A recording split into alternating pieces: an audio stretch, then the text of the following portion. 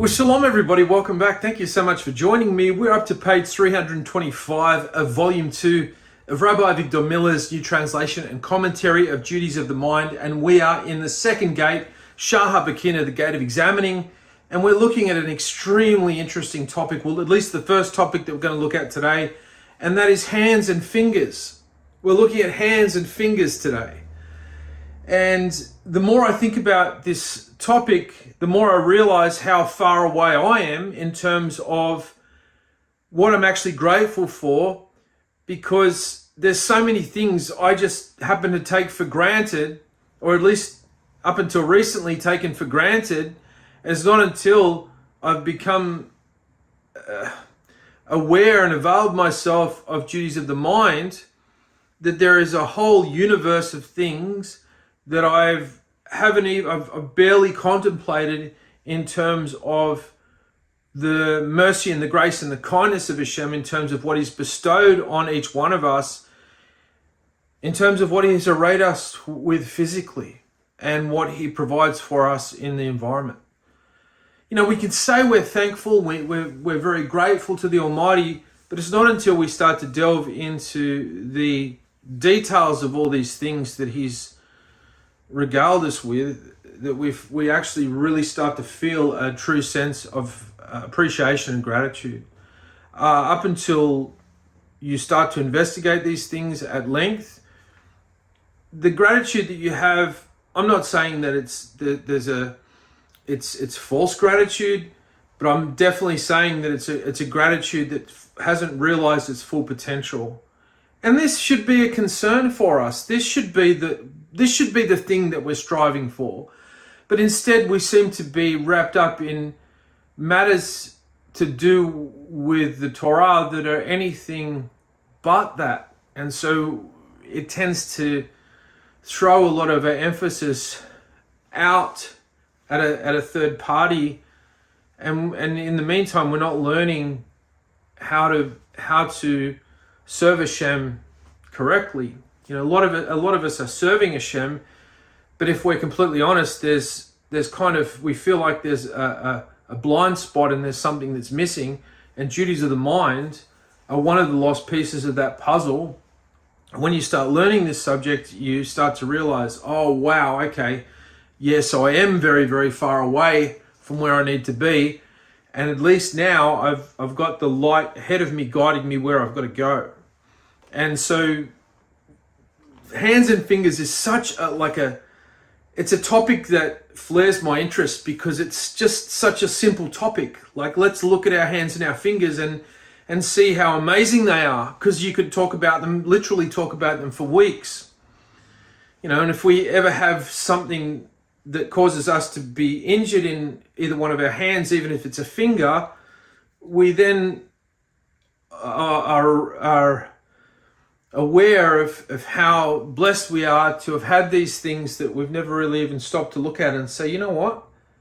Thank you, Hashem, for my hands and my fingers. I can't believe what they're able to do with the hands of an artisan or a craftsman or a builder or a mason or something. Like, it's just phenomenal. Anyway, enough of my introduction. Let's get into the topic and see what we can find, shall we? Okay, to add to the list of benefits that Hashem has bestowed on man is that He has provided him with a palm and separate fingers of various sizes, all of which are of the utmost importance in performing tasks. The fingers can be used to make indentations in clay in order to create symbols and text inscriptions. This was a common practice in earlier times. The hands are also effective for writing, embroidery, and kindling. In earlier times, people started fires by striking flint on a stone to create a spark. The spark was used to ignite a piece of flammable material like straw. To perform this task required dexterous fingers.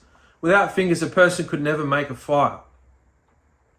So think about all the intricate things that you are able to do, even buckling a belt and weaving the belt through the loops and finding the hole in the belt and pushing the belt, combing your hair. your beard, brushing your teeth, writing a letter, picking up and turning the page of a book, checking another part of the body requires your fingers. You may have to manipulate something. Hands can also have a healing effect by rubbing a person's sore limb, maybe an ointment into them. It can, you put a pill in your mouth. Like there's so many things that fingers allow us to do. Hands are also used in doing other forms of fine work which are beyond the capacity of other living creatures because they don't need them. There's that funny meme that I'm not sure you've seen. I think of David Attenborough, and he's looking intently at a gorilla trying to hammer a nail into a piece of wood, and it's usually commandeered as a meme with a title writing. A bit of writing accompanying the footage, the quick 30-second snippet, saying, my incompetent workmates or something like that. And this gorilla's giving it a red hot go, but it's woeful, and it just cuts to this guy, and he's just got this intense. David Attenborough's got this intense look on his face, like, oh, he's getting there. And it's just like, yeah, no, they just don't have that. They're not built like that. They're not. An animal has instinct, operates largely on instinct. He's devoid of a neshama that a human being has. Even though at times they can look so like there's so much more going on, and there is in many ways, but it's nowhere near the capacity of a human being. You sometimes see footage of gorillas, and they'll commandeer them as memes as well. And if a mum and a father gorilla have a fight, it's very similar. You can see the similarities there, and it's fascinating to watch. Hashem bestows on each creature the capabilities that it needs to survive and flourish. Most animals don't have separate fingers and palms because they don't have a need for them, but because we are in need of fingers and palms, they were bestowed on us by Hashem. This is an important principle that we see everywhere in creation. Specialized capabilities are provided only to those creatures who need it, or who need them. Fingernails are also a very great benefit as they allow us to do a multitude of things that we could not otherwise do. Human fingernails are different from the claws that animals have. With such hard and sharp instruments, people would be at risk of killing and maiming each other. Human fingernails are just firm enough to scratch an opponent in self-defense, but not enough to kill anybody. In contrast, animals have hard, horn-like nails that have the capability of killing their enemies or their prey. And on a deeper level, the nails that we have on our fingers and toes are made of keratin, which is a substance that harks back to the cloud of glory that Adam and Hava were originally imbued with before the fall. And it was almost like a hard exterior garment, which was not a foreign object, which is the definition of wearing a garment. So it wasn't really a garment, but it was something it emanated from them, but it was a hard protective shell that was shone like a bright light, like an intense light. And when they sinned, this cloud of glory went away. And there is a reminder in every human being that this was once the case with the keratin in the nails of the hands and the feet, the toes. And so this is partially why we bring our hands around the Havdalah candle before it's extinguished at the close of Shabbat, to be reminded that there'll come a time when all this beauty is going to be restored to mankind. And the nails are to remind us of that glory light that we once wore, which is extremely interesting. And as such, the nails really, they don't really rot or deteriorate like the at least the flesh part of human body, and they can tend to sort of hang around. And so it's very important that we dispose of the nails thoughtfully, because they are often accompany places physically where ruach ra'ah, like unclean spirits, can multiply and congregate around.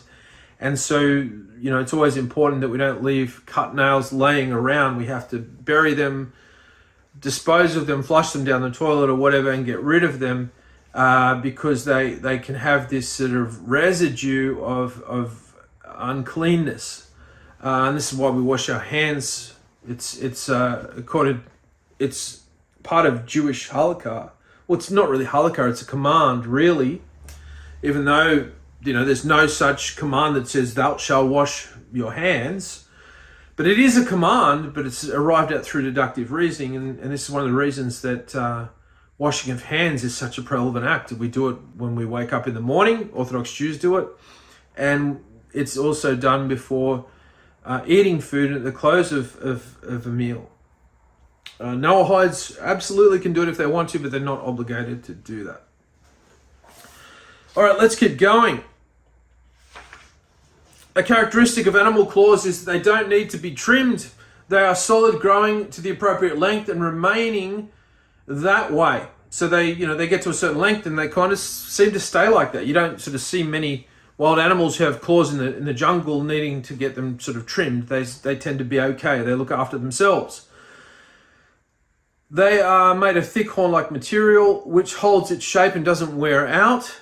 In contrast, human nails must be cut from time to time. This is because fingernails are too fragile to maintain their shape.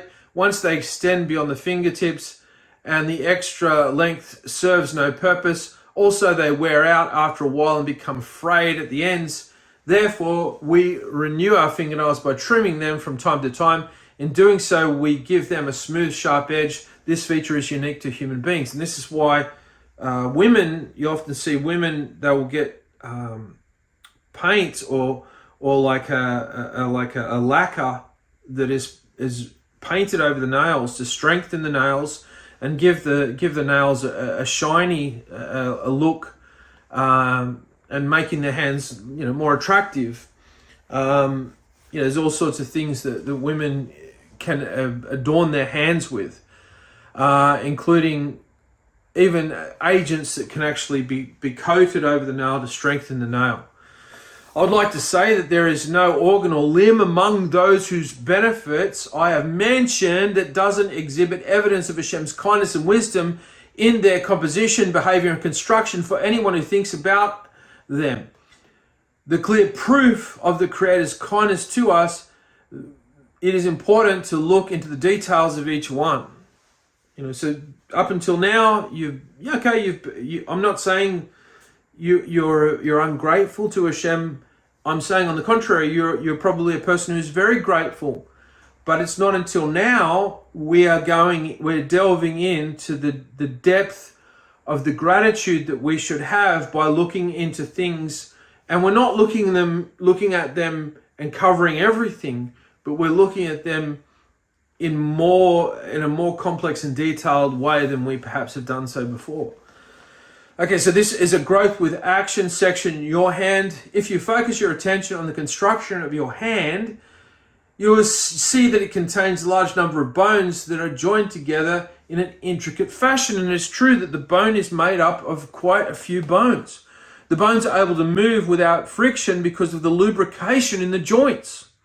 Every bone moves in a socket, which gives it freedom of motion in some directions while restricting movements in others. Some move up and down, some move sideways, and others rotate. Your wrists has a special kind of bone arrangement that allows it to rotate in both directions, whereas your elbow can only move up and down. There's a purpose to all this, since you have a need to be able to put a big load on your elbow. Limiting the freedom of movement assures that it will not bend and drop the load. In contrast, your wrist needs the freedom to rotate to give you the dexterity you need to perform tasks with your hands. You're able to construct and string and fire a bow. a very complex task, but when somebody knows how to do that, it's very effective to hunt prey. And so it is with each organ of the body. As you study it, you will see the wonders of its design. The more you study it, the more you see the wisdom of Hashem. This study is not just something that is nice for you to do. It is not doing a favor to Hashem. And when you do it, don't view yourself as a tzaddik, as a righteous person who is acting lifnim meshurat hadin. In other words, don't act as though you're going above the letter of the law in looking at this stuff. Yes, it's great that you're watching the video and you're learning this, or you're perhaps learning this in your own time from a book. It's fabulous, it's fantastic stuff, but don't sort of think that, okay, I'm okay now. No, this is all part of the ascension up each rung of the ladder. And, we're not to sort of sit there and kind of go, oh, well, I bet you the average Joe on the street's not learning this aspect of the Torah. No, and if anything, we try to get it outfield and try and publicize it like I'm doing with putting these videos out. To the extent of your abilities, it is your duty to look at these things, to appreciate them, to think about the kindness of Hashem, and to feel gratitude. And the more you're capable of, the more is expected of you. Don't regard this as an optional matter. This is what Hashem made us for. As it says, my mouth shall speak the praise of Hashem, and all flesh shall bless his holy name forever and ever. And this is quoting Psalm 145:21. So finally, you are fulfilling this particular passage in Psalm 145, whereas maybe up until now you've read it plenty of times, and it's pleased you to read it, and you've perhaps read it with all your heart, but it's not until you start doing this that you are actually doing what the actual verse says. Up till now, you've read the verse plenty of times. You've had good kavana, you've had good spiritual concentration, but it's not until now, when you're learning this topic, you're learning these subjects, you're actually now doing it. Your mouth is now speaking the praises of Hashem. And it's not just you saying, I praise you, Hashem. You've gone beyond just putting your hands in the air and saying, I praise you, Hashem. Now you're investigating the source of the things that you are giving praise for because of your gratitude. And your gratitude is now so much more genuine because you can now see the huge advantages that you've been imbued with to have all these things that operate so perfectly at your disposal 24/7. It's not until you lose the articulation, you lose the ability to run, to walk, to jump, to pick something up, to wipe your own backside after you go to the toilet. It's that important to be able to pick up a cup and bring it to the mouth and drink a cup of water, pick up a cup of coffee or a cup of tea, thread your two fingers through that loop in the cup and bring it nicely to the mouth and take a sip of tea, and without spilling it all over yourself. As soon as somebody is affected by something like Parkinson's, the simple act of bringing a cup to their mouth to drink is almost impossible. And so how many times have you brought a fork or put food on a utensil and brought the food to your mouth and cleanly ate whatever it is that's on the knife or fork, on the knife or spoon, and then put it into the meal to get another, and that you haven't dropped anything on your shirt? This is, to be able to sit at a table and to eat in a civil manner is such a blessing. And you've got to pause before you eat and run all these things through your mind and give thanks to Hashem for the ability to be able to do what we call mundane tasks. There's nothing like having a mundane task turned into a task that you crave to do when you are at the point of now it's questionable whether you're going to be able to continue to do that. You know, somebody who takes out a garbage bin as opposed to somebody who can't actually get up and take out a garbage bin because they're in a wheelchair or they need a walking stick to take the garbage bin out will take them half an hour. You're able to go out and take the garbage bin out and walk back in within a minute, within 30 seconds even. But now somebody who can't get up and do that longs to be able to take the garbage out. Whereas before, when they could get around, you know, oh, I don't want to take out the garbage, you know. But now they crave to do all these things that they didn't even think about were actually a pleasure to be able to do before. Do you see what we're getting at here? To teach that as long as one possesses flesh, as long as one possesses flesh, as long as you're encased in a human body, your neshama, before it turns to dust, he shall make use of his flesh to bless Hashem. So while you're encased in this body of flesh, surely you should utilize as much time as you can to investigate what it is that this thing does and how amazing it is that it can do these array of things.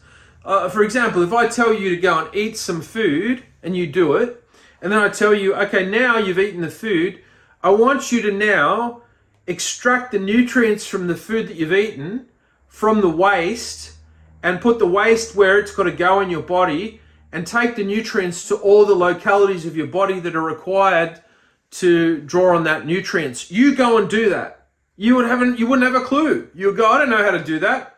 I can't even get in there. Like, how do I get in there to do that? My body's closed up. It's doing its thing. It just knows what to do. And that's true. That you eat the food and all these things that the body does on automatic, yet we're never barely given that any thought in our lives, at least not normally in a faith-based context. Maybe we look at it in a science class, but to look at it in terms of being blessed with an ability to do that, and not only that, but a myriad of other things that the body can do that we couldn't do if we were told to go and do it. We couldn't do it. You know, to fight off an infection. Okay, go fight off an infection. What do? I don't know. But the body will do what it knows what it needs to do to go and fight an infection. It may need to be held, it may need to be propelled along by some sort of medication at times, but on the whole, it knows what it's doing. You don't know what it's doing, but it knows what it's doing because Hashem has given that body to you with the instilled knowledge to be able to function and do what it needs to do. How water, when you drink water, how that water helps you to survive. Once you drink that water, your job is to just drink the water and you're enjoying the slackening of your thirst. And it's beautiful to just drink a nice cool cup of water on a hot day, but all the nitty gritty, all the work that is entailed for that water to do its job to keep you healthy, that's not part of your job. You just pick up the water and drink it and enjoy it. You just prepare the food, cook the food and eat it and enjoy it. That's your obligations are finished. Hashem has imbued your body with the know-how over the course of a lifetime to then come in and then do its job and take on the baton and run for that leg of the journey and know what it's doing for the most part. And so we should be forever grateful that Hashem has given us this thing that is just so complicated and so beautiful and wondrous and awesomely made.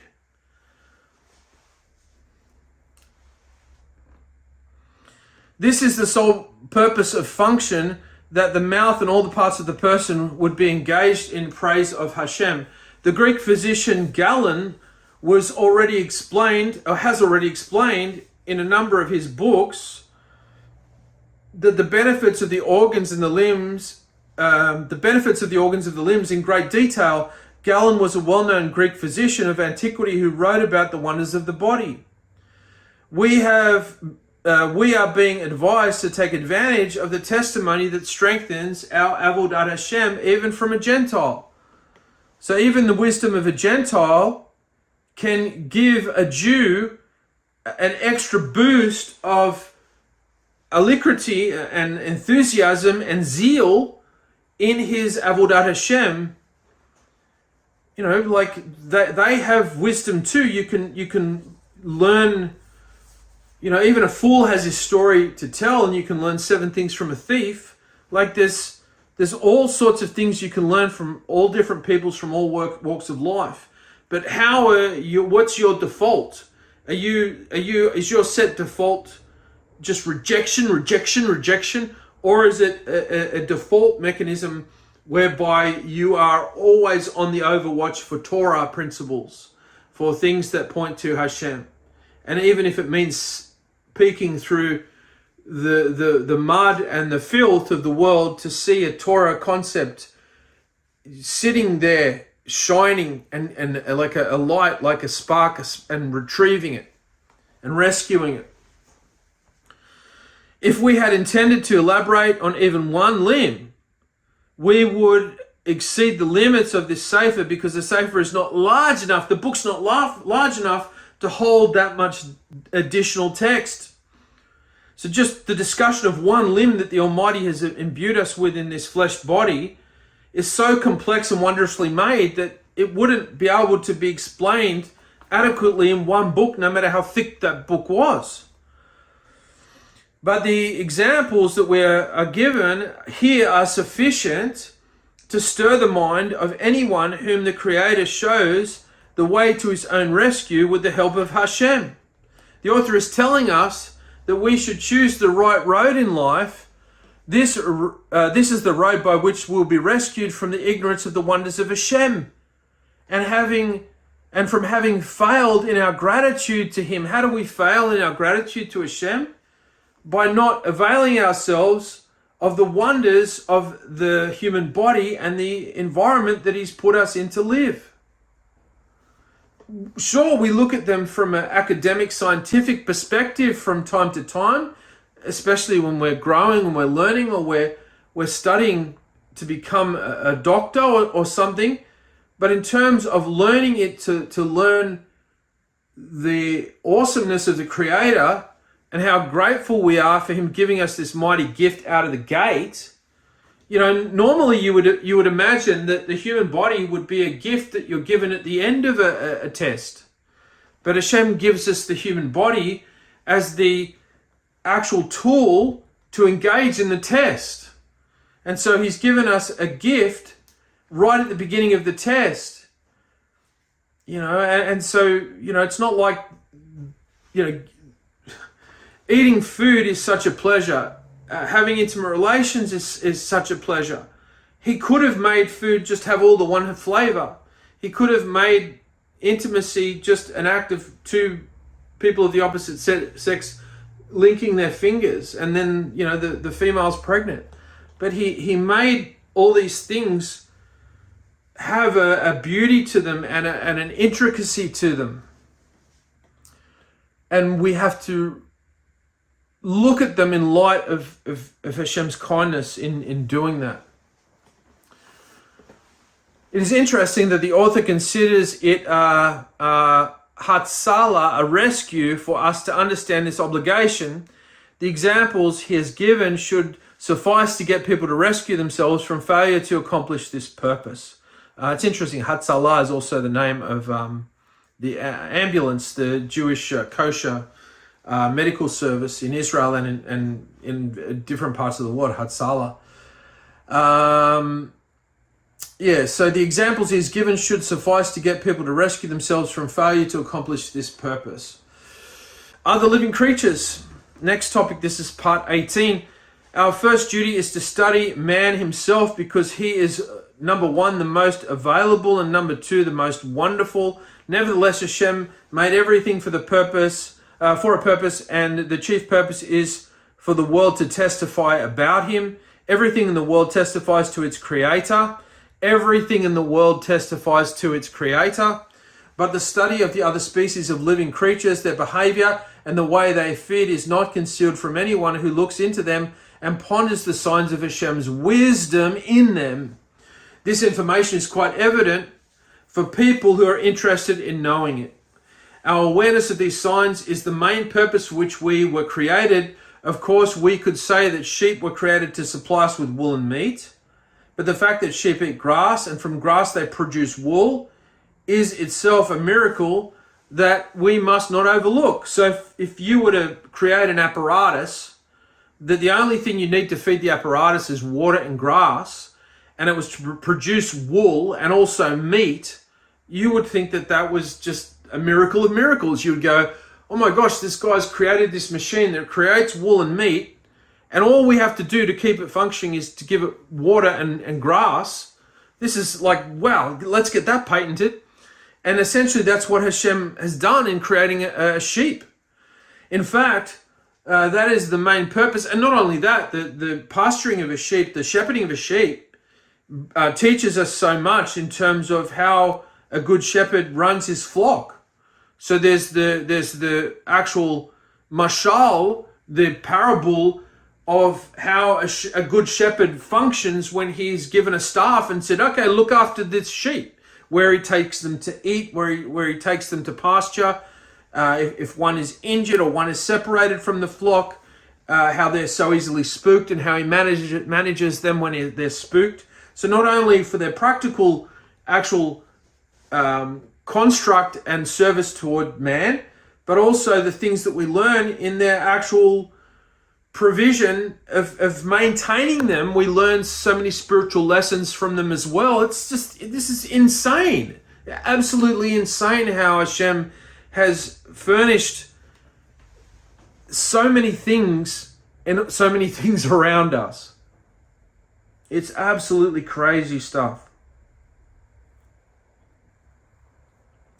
Our awareness of these signs is the main purpose for which they were created. Of course, we could say that sheep were created to supply us with wool and meat, but the fact is that sheep eat grass, and the grass they produce, and from the grass they produce wool, is itself a miracle that we must not overlook. In fact, that is the main purpose. The fantastic transformation from grass and water into wool is the most important purpose of sheep, because that transformation testifies to Hashem. The transformation of having something that requires water and grass that produces wool and meat is a testimony to Hashem's greatness. It's also very bizarre if you think about it. We see, in a very sort of nice, nurturing way. But it's weird if you're, an alien from another planet and you come down and you look how all this stuff works. It's like, oh, that's just a bit weird. But it makes sense once you start to investigate. We see him as the great designer who made such marvelous machines that can produce wool from grass. The same is true of everything in the world. If we study it with open eyes, we will profit by it, and that is the purpose for which it was made. For this reason, the Sepharim of the Tanakh, the books of the Tanakh, repeatedly refer to them when speaking of the Creator's wonders, as Hashem said to Job. And this is quoting from Job 38:41. He provides food for the raven when its young ones cry out to Hashem. End of quote. Sometimes the raven flies off and leaves the nest full of little birds unfed. They cry out to Hashem for his help and they survive. He causes them to survive. As it says, he gives to an animal its food, to the children of the raven that cry out. And that's quoting from Psalm 147:9.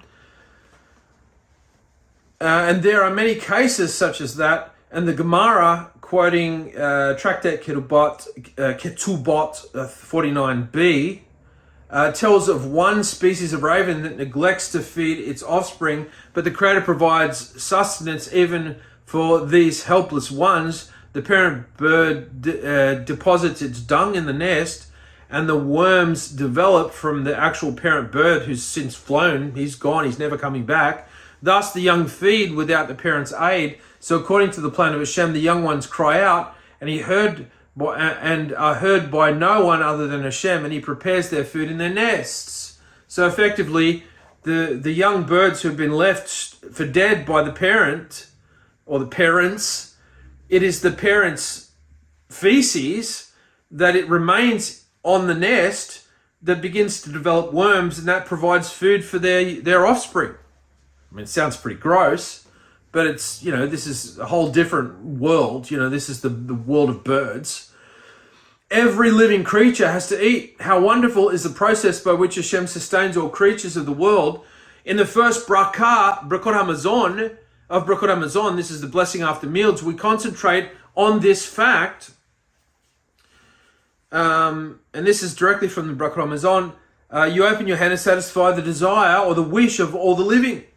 You satisfy the desire of every living thing is the one that translates that I read. The word hand means power. Hashem dedicates the fullness of his power to the miracle of food. He satisfies the wish of all the living, for their sustenance. Some creatures are meat eating, others eat plants, yet others eat worms or flies. The Creator satisfies the millions of diets, and even the same creatures changes of diet during its lifetime. The remarkable fact that every living creature is being fed right now is considered to be the foremost of all the testimonies of Hashem. So as you're watching this video, all the different varieties of sea animals, fishes, sharks, water snakes, octopi,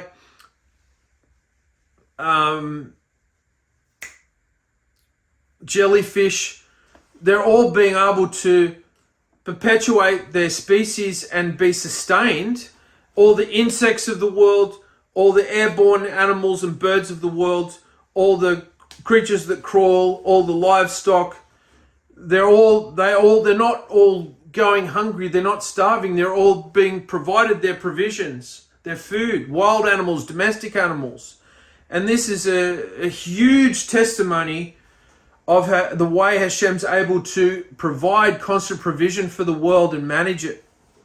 It's just boggles the mind, all the different varieties of species of animals, and they all have their ways and means that they're provided sustenance. And I think we'll leave it there. That takes us to page 330. I was going to keep going, but honestly, there's so much to think about in this video that you perhaps haven't even been a million miles away thinking about. And now you're like, okay, I didn't realize this is a thing. Yes, this is a thing. This is perhaps the thing that you've been missing in your Avodat Hashem. And so by becoming acquainted with duties of the mind, you can begin to incorporate this aspect into your Avodat Hashem, and may these videos continue to bless you. And I want to thank you so much for joining me. And the secret word is architecture. The secret word is architecture. So if you've indeed listened right up to this point in the video, please let me know that you have done so by putting the word in a sentence, so it doesn't give away what we're doing here. And I'll know, and Hashem will know, and you will know that you have sat with me today and done some hard yard Torah learning. And for that, I thank you, and I hope this blesses you. And until next time, Hashem willing, bye for now.